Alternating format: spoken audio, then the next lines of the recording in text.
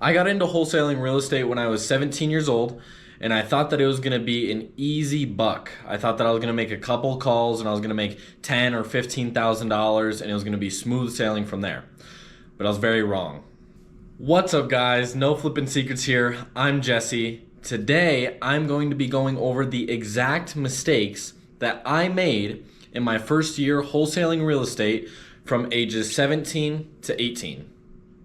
In this video, I'm going to be breaking down exactly what works and what mistakes I made along the way so you don't have to make them.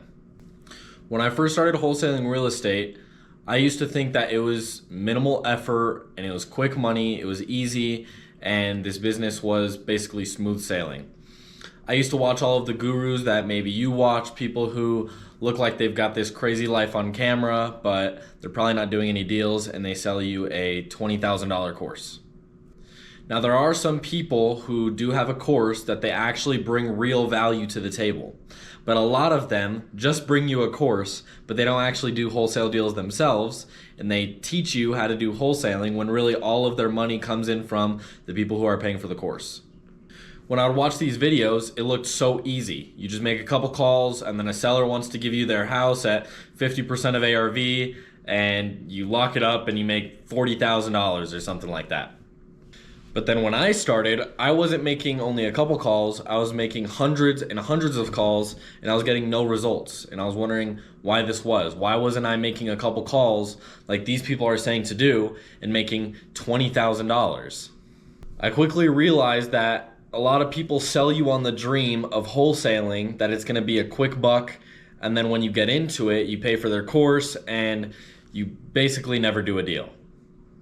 So the first mistake that I made was basically setting myself up for failure with this false expectation that everything was going to be super easy. It doesn't just take a couple calls to close a seller and to get a deal under contract and to make $100,000. It takes a lot of effort, and it's a business and you have to treat it like one. It's not a side gig or passive income.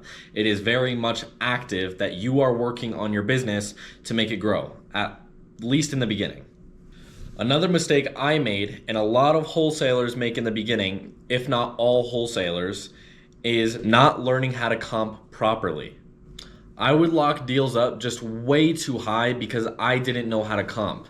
A seller would tell me, I got an offer for $220,000. And I used to think, if someone offered $220,000, then maybe I can offer $225,000. If they're confident in their number, then maybe I can make 5 or 10K just on that number.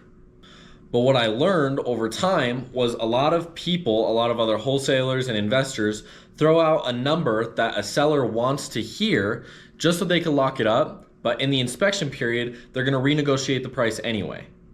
So I made the stupid mistake of basing my number off of what the seller told me they got offers for, not knowing the person who made that offer or how experienced they were or anything, just blindly following that offer.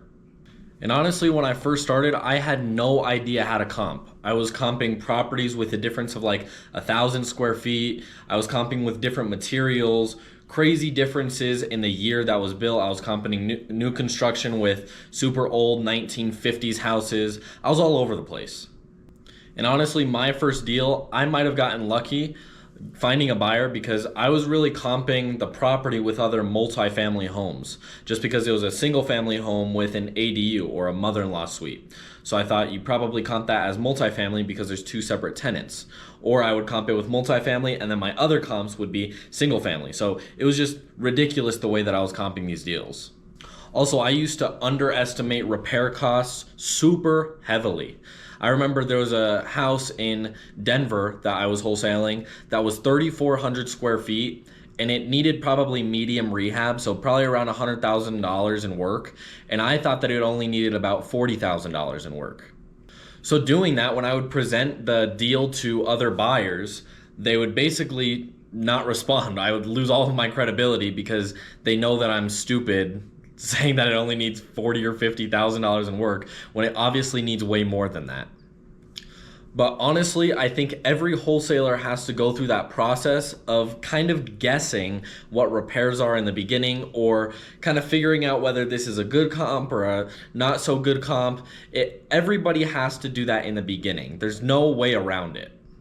And when starting, I think it's very important that you just get out there and talk to the sellers and figure it out.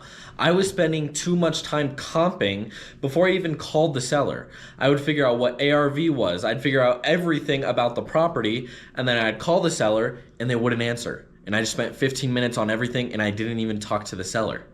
So talk to your sellers first. Get it done on the phone. Get your reps in. This is how you're going to build your credibility, and you're going to be able to understand how to comp, understand how much repairs cost, and things like that. Now, when I get a lead coming in, I call the seller immediately. Even if I don't know the address, I just call the seller. Then when they answer, then I look at the address, and then I can start comping it on the phone. But that just comes with reps. When you're on the phone with sellers and you know how to comp, then it's easier to get these deals done. Don't comp before you talk to the sellers. Talk to the sellers first to see what their motivation is, what their timeline is, things like that. And you can comp while you're on the phone, or you could put them on hold, comp it, and then come back and talk to the seller again. The next mistake that I made starting wholesaling was basically just having a sporadic system. I didn't have any system in place to hold me together. I was all over the place. This meant, which is the most important part, I didn't have a CRM. I was using a spreadsheet, or I would write down in my notes things about the property, which is absolutely ridiculous thinking about it now, when a CRM is basically the glue to hold your business together. It's where everything is. I had a spreadsheet on my computer, I had the notes app on my phone, I had a notepad right next to me to write down details about the house. It makes your job so much harder if you don't have a CRM and you're just using whatever you got. Now, I understand if you don't have the money to pay for an expensive CRM and you're kind of just working with what you got. But if you have $100 to spend a month, I would highly recommend using XLeads. It has a built-in CRM, go high level, that you can manage all of your leads. Everything is in there, and it comes with basically everything you need. I also thought that because I was working for myself, I would have more time freedom. And this is such a myth. If you work for yourself, you're going to be working way harder than if you had another job that you're working for someone else. The reason that is because when you're working for another job, when you're working for a boss, they already have a system set in place for your role. They already built up the company to accommodate for you. But when you're starting out and it's your own business and you don't have anything set up, you don't have any employees, you don't have anything, you're doing everything yourself. This isn't just a side hustle. It's an actual business that you have to work on to get the dividends that you deserve. Now, I understand that if you're working another job and wholesaling is something you're trying to get into, but you don't have the time to dedicate basically all of your time to wholesaling, then it kind of is just a side gig for you. But make sure that it does not stay that way. It will not always be a side job. At some point, when you get good enough and revenue starts coming in, it will be your full-time job. And that's what you're going to spend all of your day doing. Sometimes I get Facebook leads in the middle of the night, so I have an automation on my phone that texts me whenever a lead comes in. Sometimes that comes in the middle of the night at like 2 or 3 in the morning, and I hear it and I wake up and I have to call that seller, because at that time, that's what the business needs. I need to call this seller immediately, because if I want to get these deals, I need to be the first person to talk to them. And that's just the reality, that if you're not willing to make that sacrifice, then maybe this isn't the right business for you. There's other businesses where maybe you don't have to make that sacrifice, but wholesaling is a business that you do have to make that sacrifice. There's a lot of gurus that sell you the freedom of wholesaling, that you can be anywhere in the world and you can be making money passively because your business runs itself. They sell you the freedom and they sell you the dream, but they don't sell you on the work that it takes to get there. Because that's the part that you don't want to do. You want to be in Cabo, not making calls, and your business is running itself, and you're making $100,000 a day, but they don't show you what it takes to get to that point. And I really like this one Alex Hormozy quote. I don't remember it word for word, but it was something like, don't compare yourself to where someone is right now.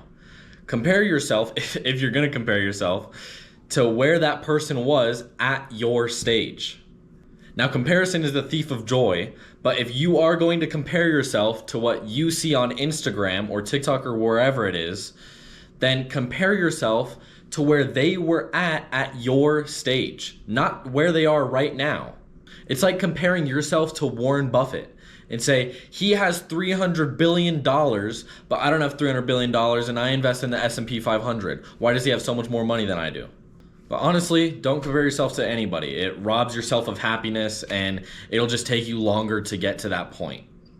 So overall, if you're looking to get into wholesaling real estate and you've been sold on this big dream that you're gonna be on the beach and your life's gonna be great and everything's gonna run itself, then buckle up, because it's not like that at all. Even at the point that they are at, that's the vacation that they're taking, but in the back of their mind, they're also thinking about their business. They're also working in their business. So it's not a linear path where you're at this point, and then when you get to this point, then it's nirvana and you're in heaven and everything's good from there. Everything is always gonna be tough. You're gonna have problems in the beginning and you're gonna have problems at the end. Honestly, there is no end unless you sell the business. But if you're working in your business, there's always gonna be problems. Now, the capacity for your problems or the difference in your problems changes depending on what stage of business you are at. But you will always have problems. Problems will never go away, or else your business wouldn't suffice growing.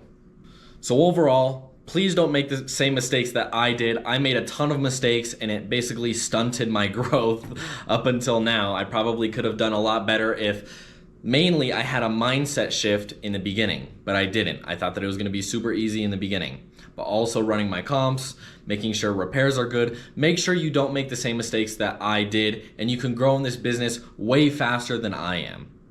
If you like this type of content, make sure you leave a like, comment down below if you like this content, and if you wanna see something else from me, let me know. Make sure you subscribe, and until then, peace!